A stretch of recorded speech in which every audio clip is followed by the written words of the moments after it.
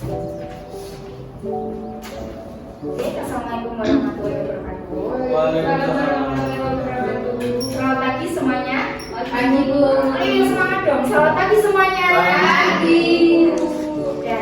Hari ini ada yang tidak masuk? Nihil Bu, gak masuk. Nihil masnya masuk semua ya.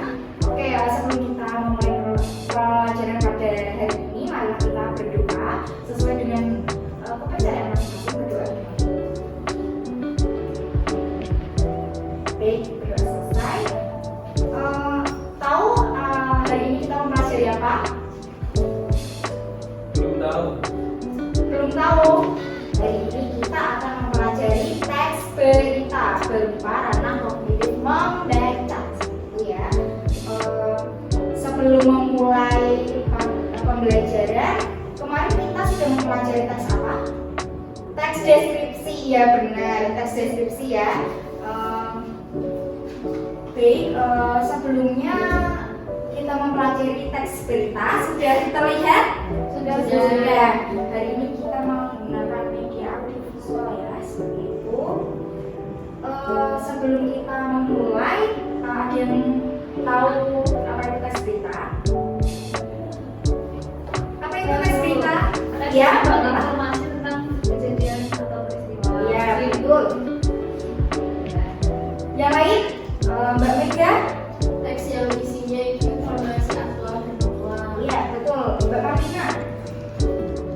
Sama seperti informasi berita berisi mengenai peristiwa yang terjadi di sekitar kita. Ya betul. Mas Ari? Apa itu? Baik, teks berita merupakan teks yang memuat sebuah informasi yang disampaikan. Baik, sepertinya sudah kita cerita ya, murid ibu semuanya sudah belajar di rumah pasti. Oke, kita lanjutkan. Nah, di sini nanti kita akan mempelajari definisi, ciri-ciri struktur serta menyajikan berita berupa unsur dan lain sebagainya. Nah, ini definisi berita. Jadi berita itu berasal dari kata frit yang artinya ada atau kata vita yang artinya terjadi. Kata berita dalam bahasa Inggris adalah news, berasal dari kata new yang berarti baru. New, hal-hal yang baru saja terjadi. Nah, berdasarkan KBBI sendiri, berita itu merupakan cerita atau keterangan mengenai kejadian atau peristiwa yang terjadi secara nyata. Nah, simpulan di sini itu berita merupakan kejadian yang disampaikan oleh khalayak, ramai secara langsung maupun tidak langsung seperti itu. Kemudian ciri-ciri berita. Ada berapa ciri-ciri berita anak-anak? Tiga. Ciri ya yang pertama apa? Sistem. Sistematis. Yang kedua lengkap. Kemudian menarik. Apa itu maksud dari sistematis? Siapa yang bisa? Runtut. Ya. Terstruktur. Pintar. Ada lagi? Betul. Terus apa? Sesuai dengan strukturnya. Ya, terima kasih sudah begitu aktif ya murid-murid ibu semuanya. Oke, yang dimaksud sistematis di sini itu informasi yang disampaikan disajikan secara utuh berdasarkan kronologi yang terjadi. Kemudian kedua itu lengkap ya, informasi yang disampaikan itu secara lengkap, secara menyeluruh berdasarkan 5W+1H. Tahu itu 5W+1H? 5W+1H. Ya nanti kita akan mempelajari di slide selanjutnya. Kemudian yang berikutnya itu menarik. Kenapa berita harus menarik? Karena akan menjadi konsumsi publik. Iya, pintar. Terus yang lagi? Agar membaca merasa tertarik untuk membaca. Iya, bisa Mbak Marlina. Nah, seperti yang sudah bisa dilihat ya, berita itu harus menarik disampaikan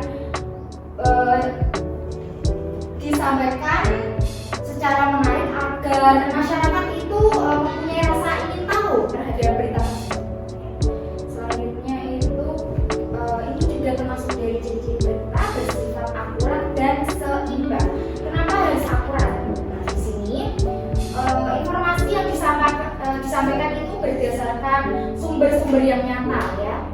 Kemudian seimbang. Kenapa harus seimbang? Informasi yang disampaikan bersifat netral, tidak memihak pihak manapun seperti itu. Kemudian, nah ini ada ciri-ciri berita. Ada faktual dan aktual. Apa itu? Nyata, ya berdasarkan nyata. Jadi berita itu tidak mungkin mengada-ngada ya. Kalau mengada-ngada itu contohnya apa? Ya. Terus apalagi? Kalau yang teks yang tidak nyata itu apa? Narasi. Teks cerpen, teks narasi, puisi ya, seperti itu. Nah kalau berita itu nyata, apa adanya, apa terjadi di suatu tempat, kemudian dibuat teks seperti itu. Kemudian aktual. Jadi menurut KBBI di sini aktual itu memiliki arti baru saja terjadi ya, terkini. Jadi misal kita menyajikan teks berita yang terdahulu, tidak mungkin ada masyarakat yang ingin membaca karena itu sudah berlalu seperti itu. Jadi kita menyediakan berita tersebut atau membuat berita tersebut itu berdasarkan hal yang terjadi saat itu. Kemudian di sini ada unsur-unsur berita tadi ya yang disampaikan 5W plus 1H. W yang pertama apa? Kenapa? W yang kedua? What? Apa? W yang ketiga? Siapa? W yang selanjutnya? Kapan? Where? Di mana? Kemudian? Bagaimana? Jadi unsur-unsur berita ini merupakan pembangun dari berita tersebut. Jika tidak ada unsur-unsur ini, itu tidak termasuk teks berita. Nah, contoh yang pertama itu why, mengapa. Bisa kita perjelas itu mengapa peristiwa itu bisa terjadi. Pasti di situ ada. Kita membaca teks, mengapa kok peristiwa itu bisa terjadi. Contohnya banjir. Mengapa kok misalnya banjir di Kaligawe? Kenapa kok di Kaligawe terjadi banjir? Nampaknya saluran ya seperti itu. Kemudian menumpuknya sampah ya bisa menyebabkan banjir Kaligawe. Ada yang rumahnya Kaligawe? Tidak. Atau yang melewati jalanan Kaligawe? Tidak. Oh melewati. Bagaimana keadaannya sekarang mas? Susah karena banjir tersebut ya itu pemerintah perlu menindaklanjuti terjadinya sampah banjir. Kemudian yang kedua itu ada buat apa?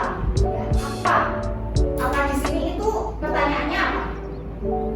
Yang bisa diambil dari what ya. Judul apa?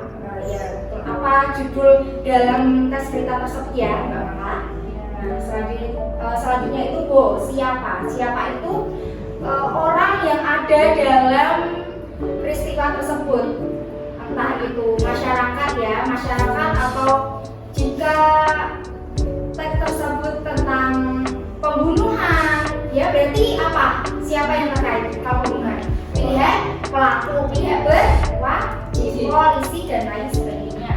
Nah yang selanjutnya itu ada when itu apa? Kapan ya, kapan itu berkaitan dengan waktu terjadinya peristiwa.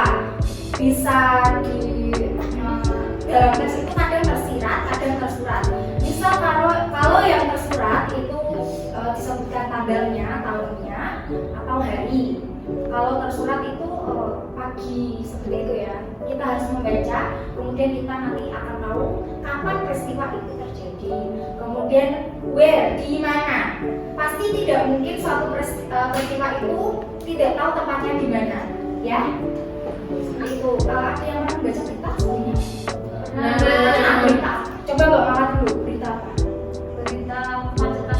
Kemacetan di mana Mbak Mama? Karena banjir.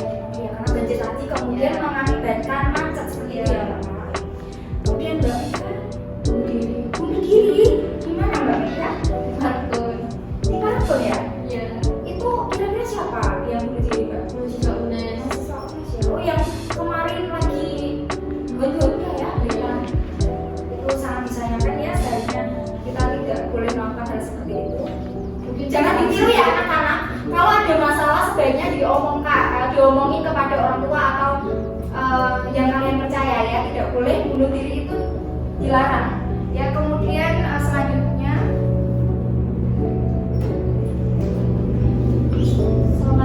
itu ada how, bagaimana peristiwa itu terjadi. Ini merupakan rentetan terjadinya peristiwa ya, dari awal sampai akhir. Misal tadi banjir kali gawe, kenapa banjir? Oh, disebabkan curah hujan yang tinggi.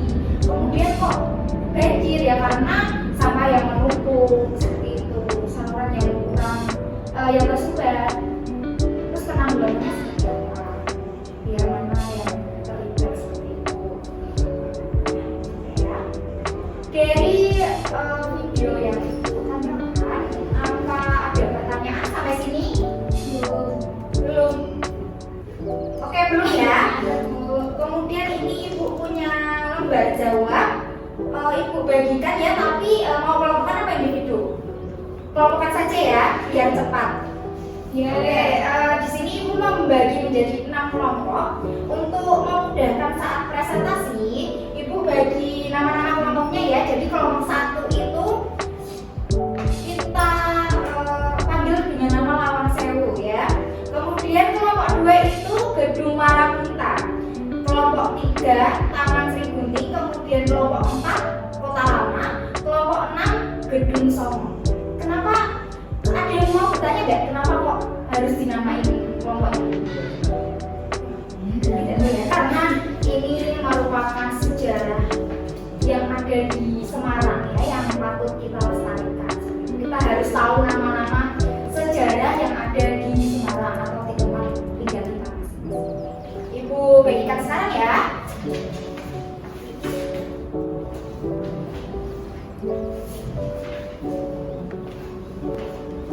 Baik, waktu mengerjakannya 10 menit sudah cukup. 10 menit apa lebih?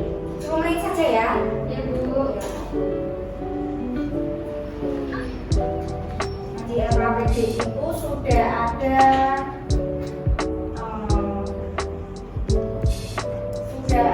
teks berupa teks berita yang berjudul Sawokong.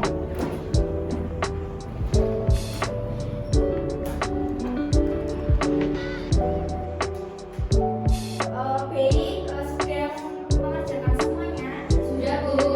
Sudah. Kita akan presentasikan masing-masing kelompok ya. Ibu panggil kelompok pertama, kelompok Kota Lama. Mana?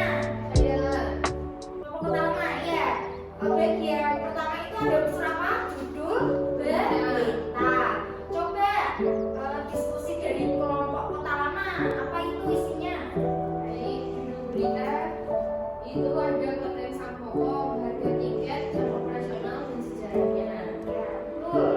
Yang kedua itu unsur berita. Kemudian kelompok berikutnya.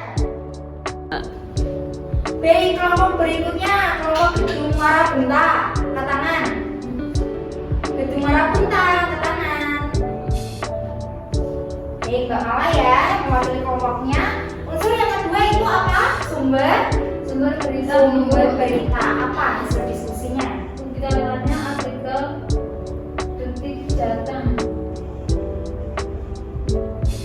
Sudah ada link yang terlampir di sini Bu, di LKPD. Oke, baik. Teksnya, teks beritanya. Iya, terima kasih. Kemudian Kemudian kelompok berikutnya Taman Sri Gunting. Angkat tangan. Iya, unsur selanjutnya apa? What apa? Apa yang terjadi pada peristiwa tersebut? Untuk bukti kalimatnya itu wisata Sampokong yang banyak dikunjungi masyarakat, tidak hanya masyarakat lokal namun juga masyarakat luar kota. Iya, baik. Selanjutnya kelompok Taman Sewu. Saya Ya. Apa? Unsur berita beserta penjelasannya. dari hasil diskusi kelompok kami menemukan beberapa unsur, di antaranya unsur di mana peristiwa itu terjadi. Gimana? Bukti kalimatnya di Klenteng Sampokong yang berada di Jalan Simongan nomor 12, Bung Sari, Semarang. Sebelum dilanjutkan, ada yang pernah berpengalaman sekarang? Pernah, Pernah ya. Berarti kalian sedikit tahu konten sampokong itu seperti apa. Ya, selanjutnya kelompok kembali lagi ke kelompok kota lama. Kelompok kota lama, ya. Hasil diskusinya apa? Apa? Ya, apa? Kapan peristiwa itu terjadi? Dari diskusi kelompok kami, itu peristiwanya terjadi jam operasional wisata Sampokong dari pukul 9 sampai 6 sore pada hari Senin sampai Jumat, dari pukul 8 sampai 8 malam pada hari libur. Baik, terima kasih. Berikutnya kelompok Taman Sri Gunting. Unsur berikutnya silakan. Unsur selanjutnya itu siapa? Untuk pertanyaannya yaitu siapa yang terlibat dalam peristiwa tersebut? Untuk bukti kalimatnya, seluruh masyarakat pengunjung wisata Kelenteng Sampokong. Ya. Baik, terima kasih. Kelompok berikutnya kelompok Lawang Sewu. Baik, terima kasih Bu. Melalui hasil diskusi kelompok Lawang Sewu, kami punya beberapa unsur yang misalnya yaitu mengapa wisata kelenteng Lawang Sewu itu banyak dikunjungi masyarakat, karena wisata Lawang Sewu berisi nilai-nilai sejarah berupa perjalanan sejarah dari Iya. kolonial Belanda. Iya, baik. Terima kasih. Kelompok berikutnya kelompok Gedung Marabunga. Ini unsur yang terakhir ya, yaitu bagaimana? Menurut kami pada unsur bagaimana ini berkaitan dengan suasana wisata Kelenteng Sampokong. Nah, ketiga wisata tersebut ramai dikunjungi dan wisata pun tertib, para wisatawan maksudnya tertib mentaati peraturan saat berkunjung di wisata tersebut. Terima kasih ya. Selanjutnya ada yang mau ditanyakan dari kegiatan yang telah kita lakukan? Tidak ada ya. Berarti kalian semua sudah paham? Paham. Baik, terima kasih. Baik, anak-anak, ibu tadi sudah membagikan video melalui grup. Bisa dilihat sekarang videonya. Bisa ditonton. Bisa. 5 menit ditonton terlebih dahulu ya. Ya. Nanti ibu akan memberikan pertanyaan.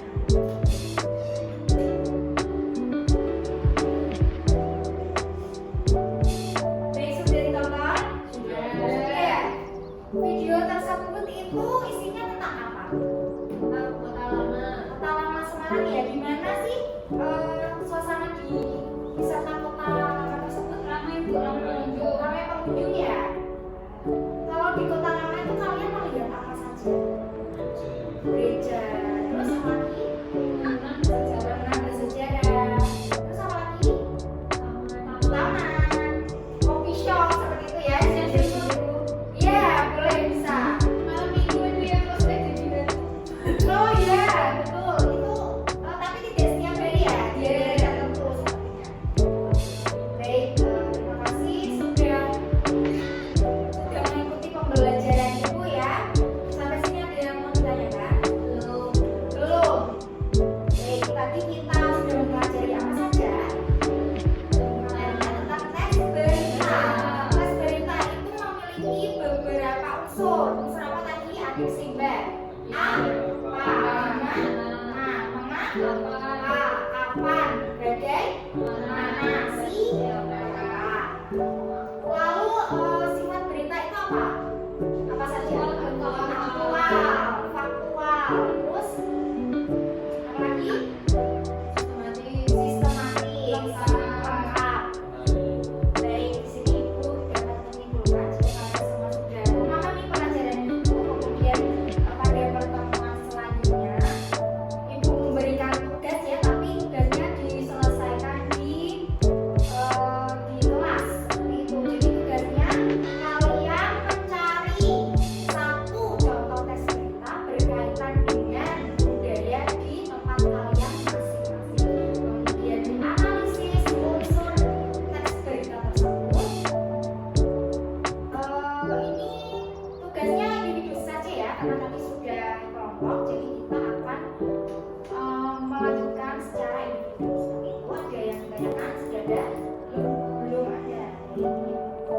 akhiri saja pertemuan pada hari ini. Terima kasih sudah aktif, terima kasih sudah kreatif, terima kasih sudah menjawab pertanyaanku dengan baik dan benar. Semoga pertemuan selanjutnya bisa lebih baik dan bersemangat tinggi. Sebelum kita mengakhiri pertemuan kali ini, mari kita berdoa supaya kita masing-masing. Baik, berdoa selesai. Terima kasih. Wassalamualaikum warahmatullahi wabarakatuh. Waalaikumsalam warahmatullahi wabarakatuh. Assalamualaikum warahmatullahi wabarakatuh. Saya Melati Anggraini sebagai observer dari Lutfia Rizkika. Berdasarkan micro teaching yang dipraktekkan oleh Mbak Lutfia, saya akan menyampaikan beberapa kekurangan dan kelebihannya. Kekurangan yang pertama adalah tujuan pembelajaran hanya disampaikan sekilas oleh Mbak Lutfia menurut pengamatan saya yang tadi. Kemudian mobilitas guru termasuk rendah karena guru hanya terdiam diri di satu tempat saja.